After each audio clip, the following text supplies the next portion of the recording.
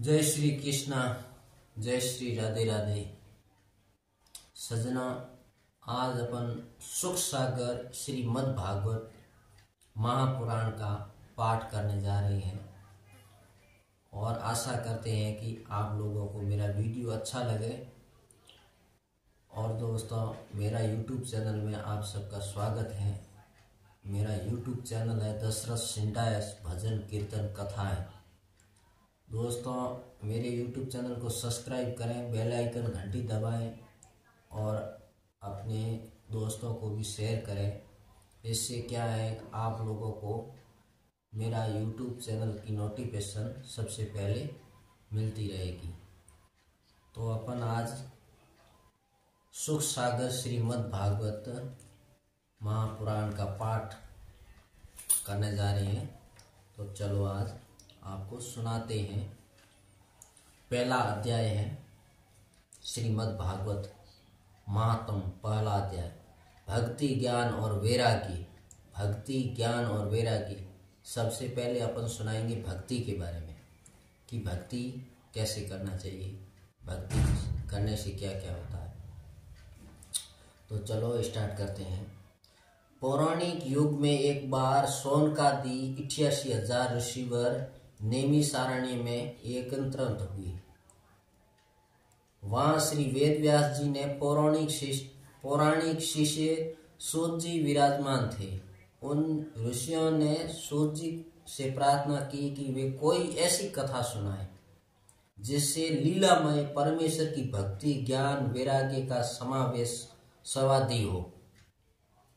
इस घोर कलयुग में सन्यासी व्यक्तियों के लिए ज्ञान उस राक्षस के समान हो गया है जो क्रोध लोभ मोह और काम को ही सदैव भड़काता है, जिसकी वजह से मनुष्य हर पल हर घड़ी दुखी रहता है। आप कोई ऐसा चरित्र हमें सुनाइए जिससे सुनकर हमारे हृदय में भक्ति का संसार हो और हमारी प्रीति श्री हरि शरणों में हो। तो ऋषियों की बात सुनकर सूत जी बोले, ऋषिवर, इस कलयुग में काल रूपी सर्प के चंगुल में फंसे लोगों को उद्धार के लिए अब आपने जो कथा सुनाने की इच्छा प्रकट की है वह स्तुति योग्य है। मैं आपको एक कथा सुनाता हूँ जिसे श्री शुक्रदेव जी ने राजा परीक्षित को सुनाया था। इस कथा का नाम श्रीमद् भागवत कथा है। ध्यान से सुनिए, इसमें आपको सब कुछ अच्छे अच्छे लगेंगे और सुनने योग्य है। कथा है। सूत जी ने कहा कि शुभारंभ करते हुए कहा, एक बार सुग्री ऋषि ने राजा परीक्षित को श्राप दे दिया था कि मेरी मृत्यु आज से 7वें दिन हो जाएगी। राजा परीक्षित मृत्यु के भय से दुखी होकर श्री शुक्रदेव जी के पास आया। उन दिनों श्री शुक्रदेव जी गंगा के किनारे ऋषि मुनियों के सामने आध्यात्मिक परिचय किया करते थे।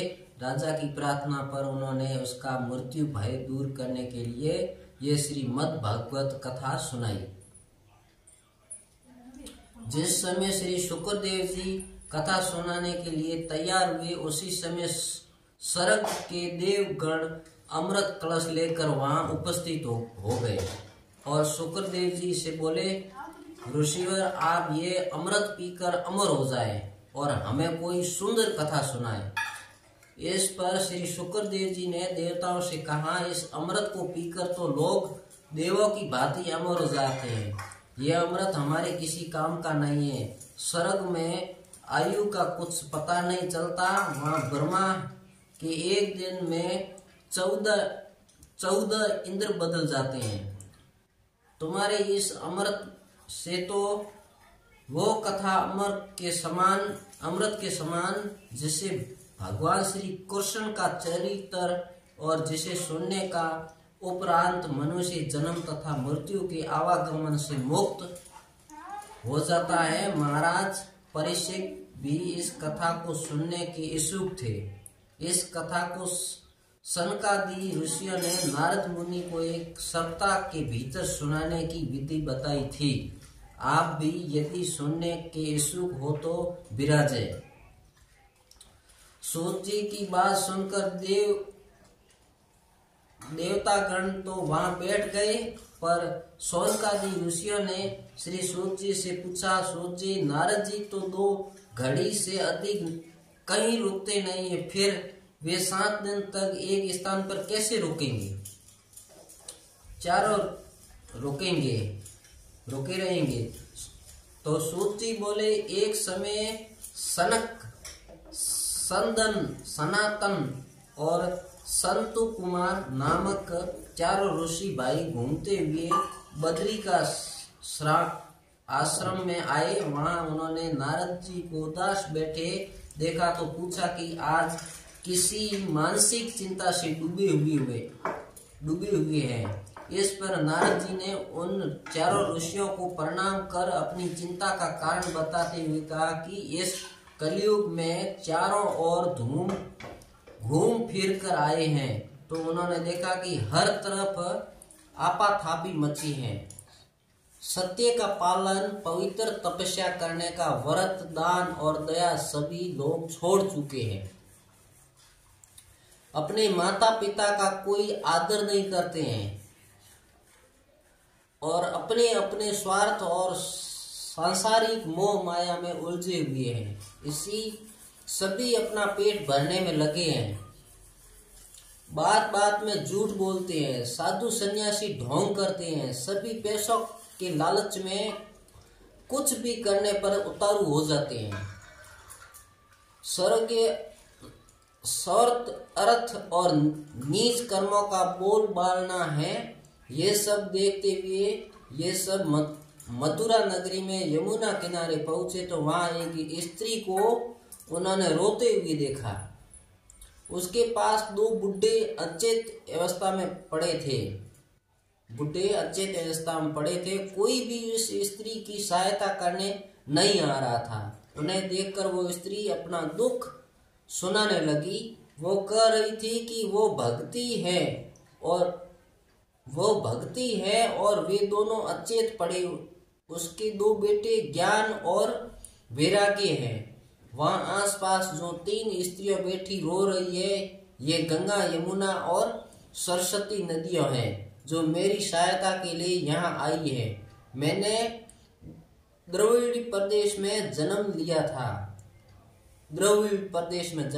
था। कर्नाटक में मैं सन्यासी होकर दक्षिण में रही। वहां से चलकर मैं गुजरात पहुंची और वहां मैं बुढ़ी हो गई। लेकिन जब से मैं यहाँ वृंदावन में आई हूँ तब से मैं फिर से जवान हो गई हूँ। परंतु मेरे ये दोनों बेटे ज्ञान और वैराग्य कलयुग के पापों की अग्नि से भस्मीभूत होकर अचेत हो गए। इसी से मैं दुखी हूँ। मेरे पुत्र तो बूढ़े हैं और मैं जवान हूँ। ऐसा देखकर संसारी लोग मेरी हंसी उड़ाते हैं। ये सूत नारद जी ने सुनाया। नारद जी ने उसे समझाया कि कलयुग की वजह से तेरे पुत्रों ने अपनी मर्यादा का त्याग कर दिया है। भाव यही है कि कलयुग में भक्ति के द्वारा ही परमात्मा का साहस्रे संभव है। ज्ञान वैराग्य को कोई नहीं पूछता है। राजा परीक्षित ने भी ये दया करके कलयुग को छोड़ दिया था। इसी का परिणाम इन्हें भुगतना पड़ रहा है। दूसरे लोगों को भी धर्म कर्म छोड़ देने के कारण दुख उठाना पड़ रहा है। केवल भजन कीर्तन द्वारा ही नारायण को प्रसन्न किया जा सकता है। कलयुग का यही धर्म है। इस युग में तो ब्राह्मण दान देकर भी प्रायश्चित नहीं कराता। सभी के मन में क्रोध, लोभ, काम और अहंकार भरा रहता है। नारद जी की बात सुनकर भक्ति ने कहा, ऋषिवर आप धन्य हैं। मुझे बड़े भाग्य से आपने दर्शन हुए। आप सभी का दुख हरने वाले हैं। आप कोई ऐसा उपाय बताएं कि मेरे दोनों पुत्र ज्ञान वैरागी फिर से युवा हो जाए। इससे मेरा दुख छूट जाए और मुझे फिर से जीवन दान मिल जाए। मैं आपको बार बार नमन करती हूँ, कृपया मेरा सुख और कलेश दूर कर दीजिए।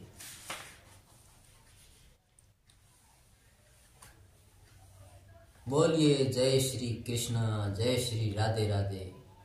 तो दोस्तों अब दूसरा अध्याय है, अगला वीडियो में मिलेगा। आपको मेरा YouTube चैनल अच्छा लगे तो सब्सक्राइब करना और बेल आइकन घंटी दबाना।